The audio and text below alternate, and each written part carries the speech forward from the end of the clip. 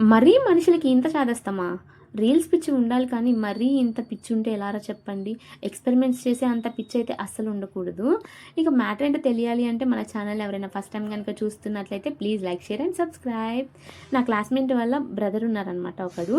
So, తనేం చేశాడంటే reel చూస్తూ చూస్తూ ఆ రీల్‌లో ఎక్స్‌పెరిమెంట్ ఏంటి అనంటే దిష్టి తీసిన నిమ్మకాయలతో జ్యూస్ చేసుకొని తాగాడంట. సో, ఈ మహానుభావుడు ఏం చేశాడంటే సేమ్ అలవాటు చేసినట్లే వీడు కూడా దిష్టి తీసిన నిమ్మకాయలతో జ్యూస్ తాగేసాడని.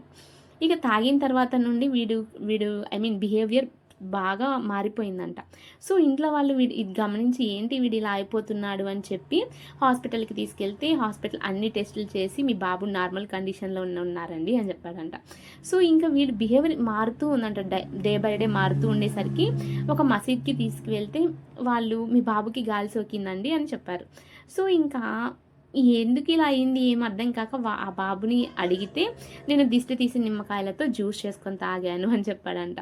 సో, నేను చెప్పబోయేది ఏంటి అనంటే మనం రీల్స్ చూసామా వదిలేసామా అన్నట్లే ఉండాలి కానీ మరీ ఈ టైప్‌లో ఎక్స్‌పెరిమెంట్ చేస్తే ఎలారా చెప్పండి? మిమ్మల్ని నమ్ముకొని మీ మీ ఫ్యామిలీ ఉన్నారు కదా! అలా ఎక్స్‌పెరిమెంట్స్ అయితే అస్సలు దయచేసి ఎవరు చేయకండి. ఓకేనా? ఇంకా మనం ముచ్చటకొస్తే ఈరోజు నేను ఎండు రొయ్యల టొమాటో కర్రీ అయితే చేశాను. కర్రీ అయితే మామూలుగా రాలేదు. చాలా అంటే చాలా టేస్టీగా ఉంది. ఇక ఇంతవరకు వీడియో చూసారు కదా! అదే చేత్తో సబ్స్క్రైబ్ చేసుకొని పోండి. బై.